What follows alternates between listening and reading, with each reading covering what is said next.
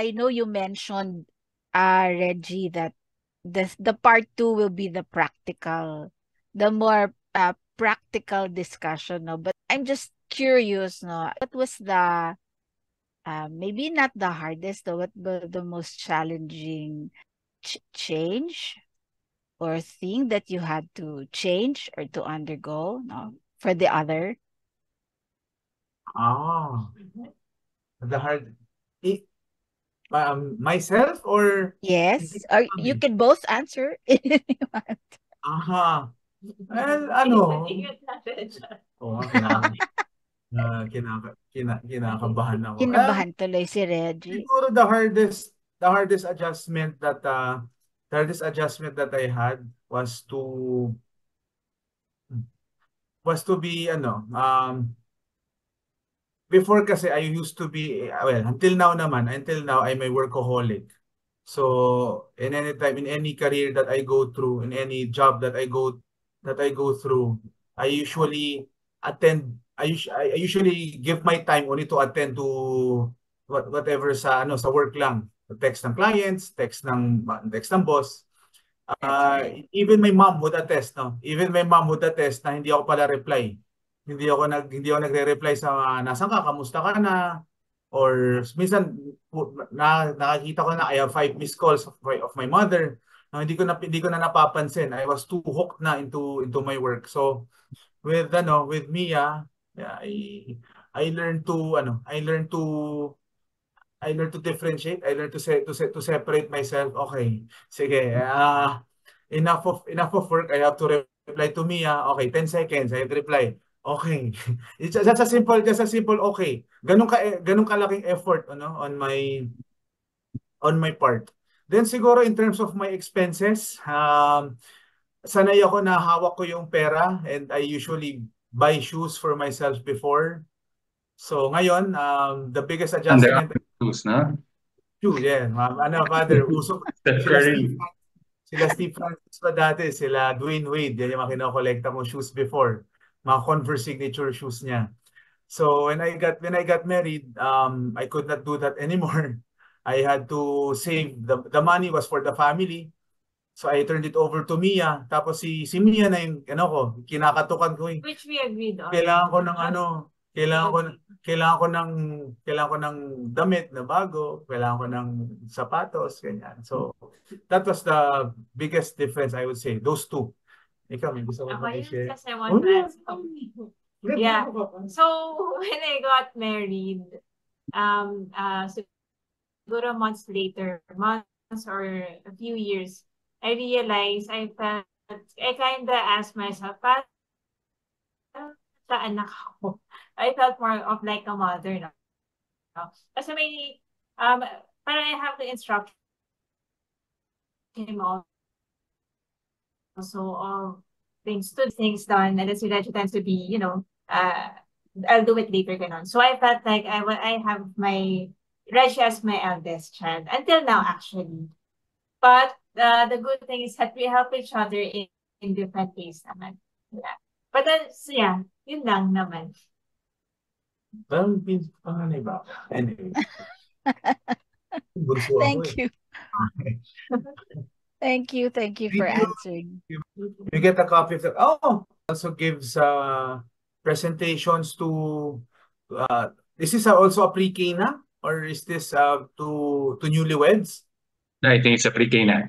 Yeah, it's something very organized in many parishes, and I think it's good to as people are involved with this or helping out, to I think support a lot the young couples, because unfortunately it's losing steam in terms of desire and excitement and willingness to enter the sacrament of marriage now.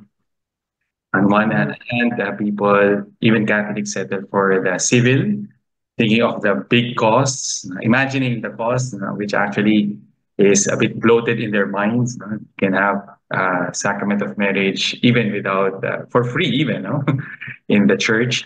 And also to support them, because it's a journey that needs a lot of accompaniment.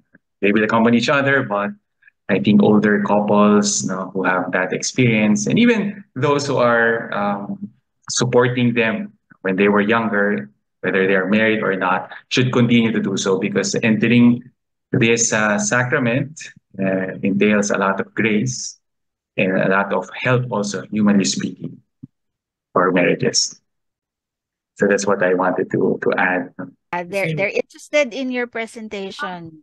Of course, definitely we'll have to ask the permission of Asian Institute of Marriage, but I think it would be better for those interested.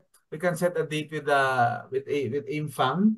Then we can share the deck there and how to present the deck effect. Yes, Yeah. I think that would be better. I suppose kasalang bayan, Kasalang many bayan. persons, but it ends up with the sacrament, which is a big thing. The difference is really that the sacrament is received in the church.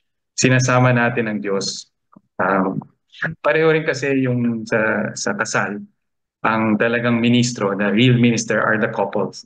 But their consent is received in the church by the solemnizing officer. Pwedeng deacon, pwedeng pare, na mayroon ding kaunting gabay through the ceremony itself, through the interview, at kasama rin yung dasal, syempre, ni Father sa misa na gaganapin.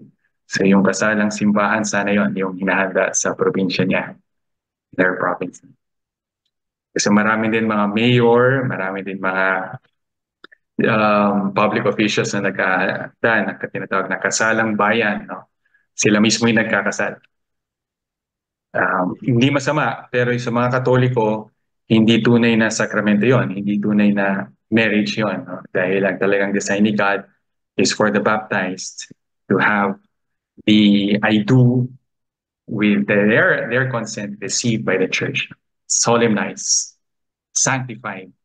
And then that makes it possible na with mystery to, sasabihin ko, that their love is like the love of Jesus Christ to the church. Through thick and thin, they will have that title for the grace. Yung pag nag-I-do sila with a priest or a deacon. Yes, it's a church wedding. Yes, tama naman ako. Yung iba kasi ang tawag nila kasalang simbahan, pero kasalang bayan rin. Well, how do you get in contact with AIMFAM? Mia was telling us, Ma'am, sa Facebook. That AIMFAM also gives training. Yeah, we have some attendees from different parishes. They attend the pre-K na online, and then just to see how we deliver it. Tapos po, we're willing naman to share the presentation with the approval of the team, of course. And then also, if you need help from a family, we are happy to give the pre-K na also to the parish. But however, at the moment, we do it online because we also have some attendees who are abroad. Tapos they would like to attend the pre-K. Can help you in terms of getting in touch with AIMFAM. This is the Facebook. Yes, we also have a Facebook page, and we can help you to get in touch with Noel and Ines Gamboa. They are the ones who are on top of AIMFAM. Okay, thank you. How did your partnership change when you had Kael, your firstborn? Partnership change, actually, for me, it was better. It became better when we had Kael. During that time, during that first months of marriage, I was still assigned in the province. So I usually see Mia only on Saturdays and Sundays. I'm usually in the province from Monday to Friday. And of course, as expected, Mia was very clingy to me that time. Always, yes. Diba? So when we had Kael, she had a companion at home. She had someone to take care already. She was not bored, but of course postpartum was still there. There were times that Mia's cravings may time nakakaiba yung mga cravings ni Mia, no? She wanted Chicken Joy and Burger McDo. So specifically, you cannot get from one store. You have to get from each one store. But for me, it was a positive. Our partnership changed positively when Kael, and especially when Elise came. So it's more loud now at home. And especially right now, dati si Mia lang nagte-text sa akin. Now I also have a partnership with Kael. Kael also texts me. Kael is also asking what time will I go home. So I have to reply to that also. Me naman, so when Kael came, I think it's more of like how to balance your time with your spouse and your child. Because naturally, because syempre walang tulog, I would focus more on the child. But then I realized maybe there were some points that I've neglected Reggie, which I think he likes. If I was kidding. It's more of like Peaceful. parang I learned that I have to recognize that I also need his help because I tend to do the task most of the time. Ako lang sa bata, but I realized we have to do it together. No, so kunwari natutulog siya because I have to breastfeed the baby, ganyan. Maybe I can ask him to change the diaper, although he doesn't know how to do it properly. So also I learned to be more patient and understanding with Reg. But of course, for me, I think in the relationship, it's not always smooth sailing, lalo na pag may bata, no? There's a tendency to blame the person if you don't feel good. And then there's a tendency to pinpoint to the mistakes because you feel like sometimes palagi na ako sa bata, ganyan, and then you can enjoy. So it's more of, I think, the dynamics of communication also. Later, eventually improve. Thank you. Thank you. I have another question. How has your relationship with God evolved since you got married? Ako, I would say significantly. Si Mia, baka hindi na. Banal na si Mia noon pa. Aray ko. As I mentioned, no, I'm sometimes I'm still guilty of being a workaholic, no. All my world, no, it revolves around what I need to deliver so that I can bring the bacon sa family. And thankfully, no, through this marriage, through the difficulties that come by, especially with the pre-K that we give, I'm always reminded that in tough times, no, kailangang instead of making kwento to your friends, might as well kwento mo na lang kay God, no, because God made, I came to understand it was God who made Mia in the first place. So alam ni God how Mia works, how Mia's mind functions. So with our marriage, I learned to talk to God if there's problems in our marriage, and at the same time, Mia, no, through Mia, God has reminded me to do my prayers, to pray the rosary. Red, don't forget to pray the rosary. Okay. Thank you. No, after a busy day, nga pala, I have to set aside 15 to 20 minutes to pray the rosary. Okay. Then when I get home, Red, did you pray the rosary? Yes, I prayed na in traffic earlier.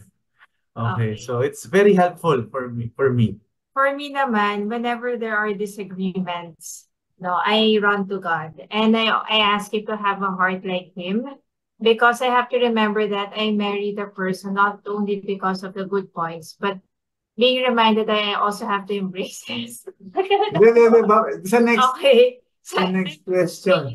His negative points, no? So, yun, so I have to depend. I learned that, human love talaga minsan, but I think, kasi tapos na yung honeymoon stage, so I have to remind that the main reason why I chose him to be my husband.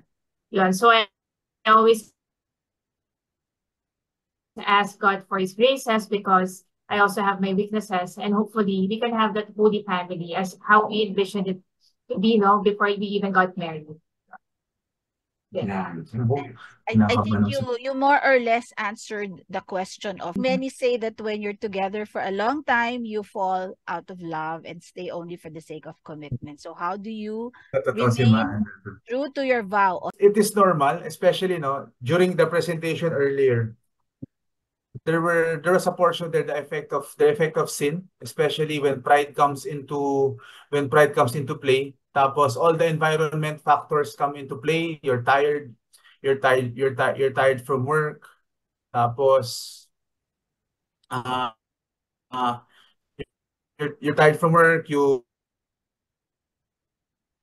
go through the traffic, you experience so much difficulties coming home. Tapos when you get home, you discuss problems with your husband or with your wife. No, it's talaga sometimes it can happen. No, but how do you remain true to your vow? Well, exactly as the pre-K na mentioned, no, it's really through God, thinking like God. No, you remember God's plan. It's supposed to be simple. It's not easy. Mahirap, no. Mahirap siya, but it's simple. It's simple, and God only has the best intention of love for everyone. So when you take a step back after all the stress, don't decide, don't talk, no? Don't let out any word when you're stressed. Take a step back, hinga ka muna, no? You get back to reality. Tapos, especially the past months, because of some influence of some good friends, I took away alcohol I took away alcohol na din. Alcohol clouds judgment based on my experience also. So it will be hard, but it's proven to be helpful. No, if you're asking me, no, how do I remain true to my vow? I stopped drinking alcohol before if there's an argument, before I let out anything, take a step back first. I think logically, and eventually it's true. Yung kasabihan na if I'm wrong, I say sorry. If Mia is wrong, I still say sorry. But Very good. we discuss how to we discuss how to improve moving forward. It's like in our corporate work, diba? If the boss and the subordinate do not agree, they always conflict. One does not humble themselves. It will not get resolved. So you admit, one takes responsibility. Okay, may isa sa atin nagkamali, ayusin na lang natin to. Ano yung problema? Okay, malaking AR mo sa account na to. Saan ba to nanggaling? Bakit hindi mo to nasisingil? Okay, ano ba problema mo? Ayusin natin to. Step 1, ito. So, ganon din sa Thank you. Thank you. But to add po doon, Ellen, I think that's why anniversaries are celebrated. Kasi nga, it's not always easy. And then if it came to that point wherein you start asking yourself, ba't ko ba pinakasalan tong taong to? Ayun, parang maybe it's also good to have that, I don't know, yung personal time, magmuni-muni muna, and look at the good memories. Yun, I think that would also help. And then you talk to your spouse. Yun. Kasi if it's at the moment, you're carried away, wala, hiwalayan mo talaga. And of course, seek consultation. If you're already clouded, I think it's good to get in touch with friends who you think can help you. Thank you. I think you answered. There's a question here about how you guys argue or disagreements, or is there a positive way to argue as a couple? I think you've answered it partly naman, no, with what you said. This one from Weng. What advice can I give to a friend who is experiencing difficulty in marriage? Because Weng is single, so should she advise them to seek counseling? Is that something that you would advise yourself? Not immediately. I wouldn't say agad-agad. But counseling is a last resort if you exhausted all the efforts to nurture your marriage, diba? Sabi nga kanina, to guide, to nurture, to believe in your marriage. If you've exhausted everything, best last resort is to seek counseling. First, siguro sa priest. No, it's a good based on also our experience. It is also good to consult a priest. We will not mention na lang sinong priest. Pero alam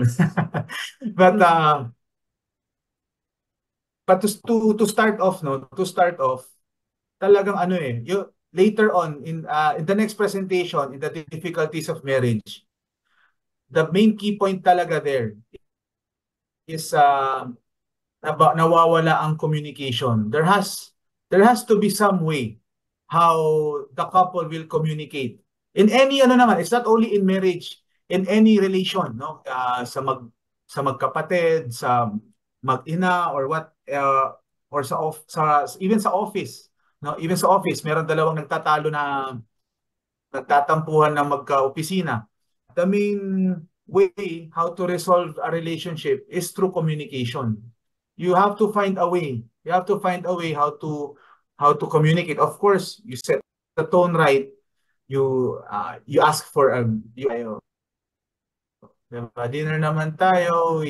You can start how's your day, then you start going to the I've noticed, no, do not start your problem solving with you, always start with I. Ayan, no, I've noticed that the past days you've been coming late. We're not able to talk anymore.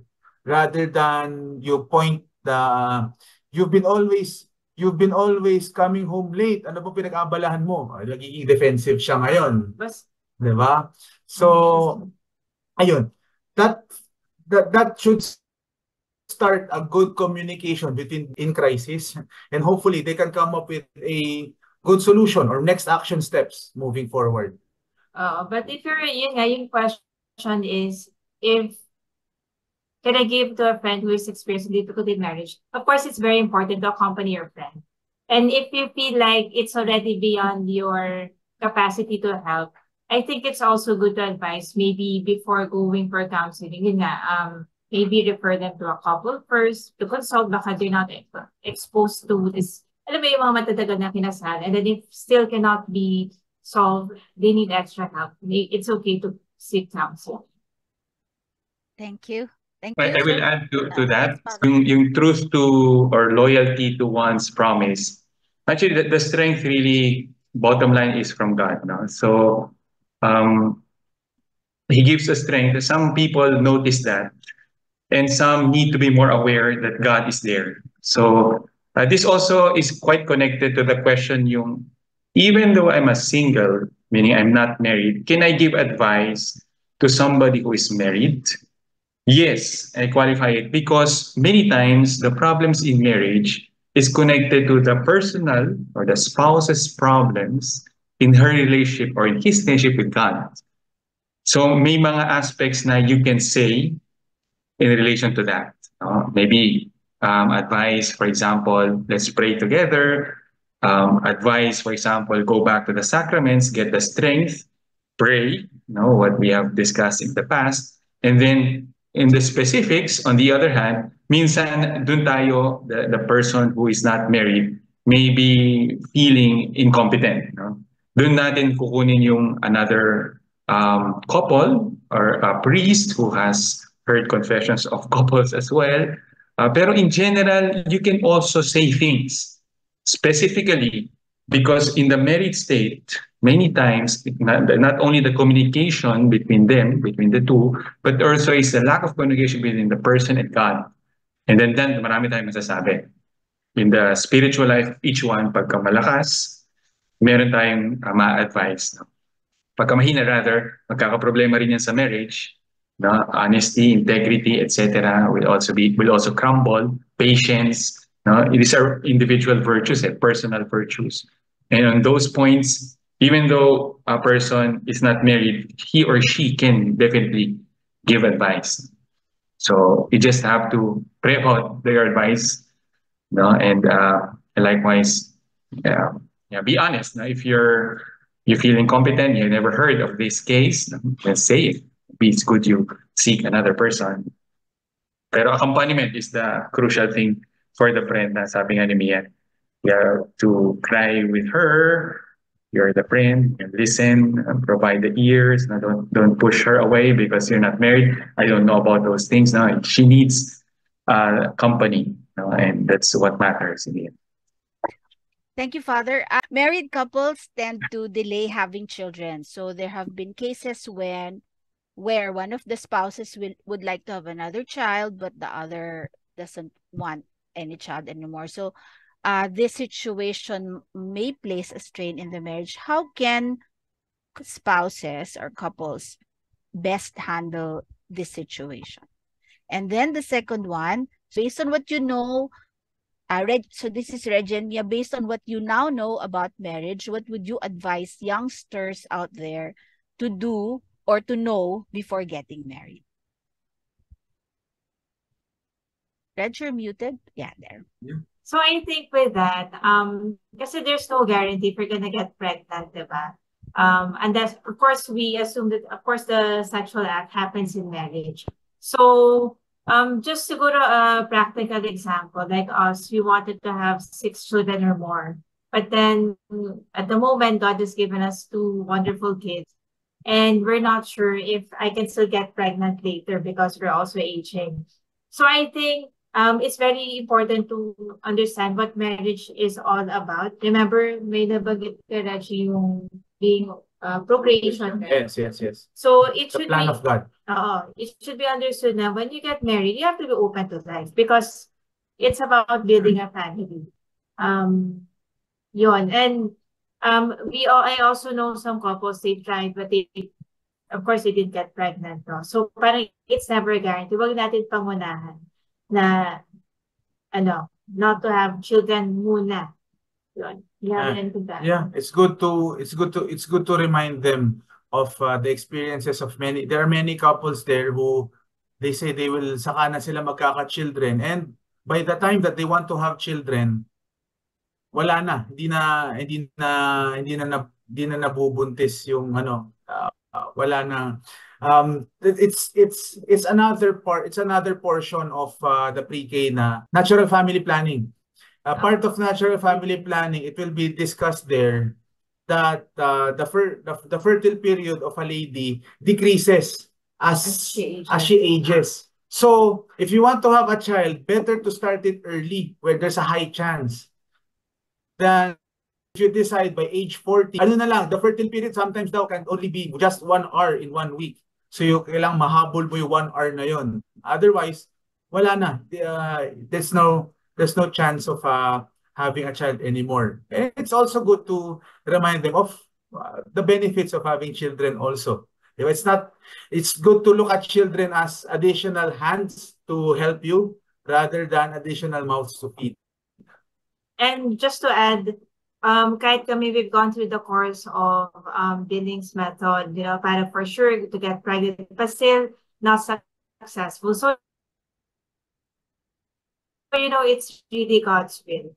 No? So we cannot assume, hindi natin pwede pangunahan talaga yung plans in Lord. Yeah. And then to connect, the next one, what would you advise youngsters out there to do or know before getting married? First, I think very important you have to know of course, the strengths and weaknesses of your partner. You have to embrace the family, his defects, and don't assume that you can change the person when you get married. Because the tendency is to have certain expectations when you get married.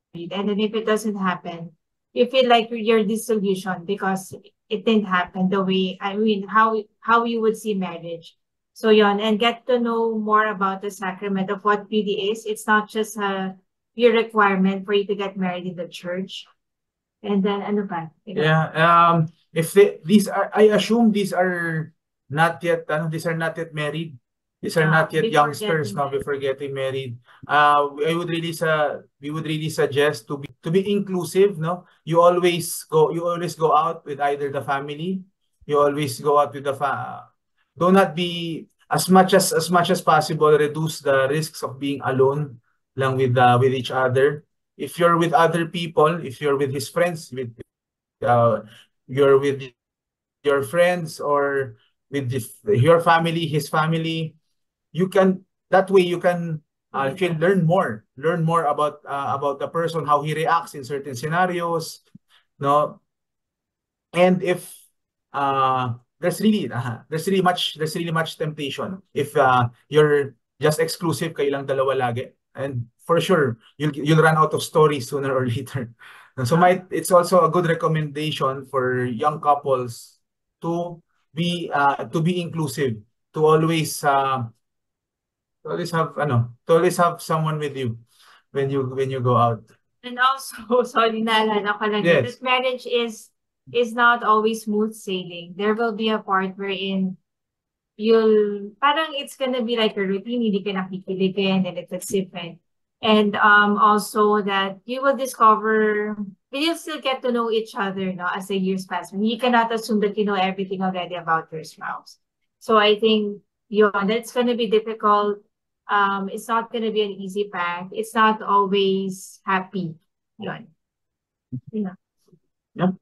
Yes, that's it. I think that's it. I want to add TLC lang, 3 things lang to add that for young persons who want to enter this wonderful and beautiful thing. T, trash the ego, no? Because this really is what destroys marriage, no? The selfishness. No? And then L, no? This L is learning to love, which is giving a lot, forgetting also of oneself. No? You can learn it from your parents. Now you see your mom and your dad, no? Observe how they care each other. You see it also from successful marriages, in their anniversaries, etc. You see this also from other persons, no? How they love. And then the C, and this is crucial also, but perhaps it needs to be more highlighted, yung closeness to Christ, no? Because the model of self-gift is really there in the cross. So it's carrying a cross. You will take care of somebody till death, she parts from you or he parts from you. It's a wonderful thing. You will be very fulfilled if you know what you're entering into, which is love, your satisfaction all your life. Thank you very much to the very happy couple who have shared today. Just in case you're also interested, there will be another lecture on this, and they will have a follow-up. Tama ba, Reggie and Mia? Now, the following is a more practical approach. We'll dwell into challenges of marriage today. Yeah, and also just for those who are not yet subscribed, I recommend in the YouTube page, which we have a series of lectures as well in the past. We actually started this Thursday Faith Refresher with a lecture on marriage. So very interesting. We have very primitive videos back then. It's already uploaded as well. So you can also check them out. Okay, so we are so grateful. We learned a lot, no? Reggie and Mia. I think we will end it with a prayer to our Blessed Mother, who was also in marriage, you know, giving herself for Jesus and also to Saint Joseph and to the world. And the Father, the Son, the Holy Spirit. Amen. Hail Mary, full of grace, the Lord is with thee. Blessed art thou amongst women, and blessed is the fruit of thy womb, Jesus. Holy Mary, Mother of God, pray for us sinners, now and at the hour of our death. Amen. Holy Mary, our hope, handmaid of the Lord. Pray for us. In the Father, the Son, Holy Spirit. Amen. Thank you.